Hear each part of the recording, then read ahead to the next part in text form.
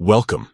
If you're tired of getting birthday push notifications on your Facebook page and want to turn them off, you're in the right place. In this quick guide, I'll show you exactly how to disable birthday push notifications on your Facebook page using your PC, following the latest update. Let's get started.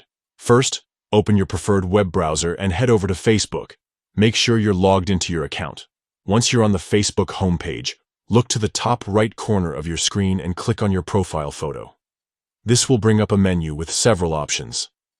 From here, select the page you manage by clicking on its profile photo. This will take you directly to your page's main dashboard. Now, look for the menu on the left-hand side and find the option labeled Settings and Privacy. Click on it, and then select Settings from the drop-down menu.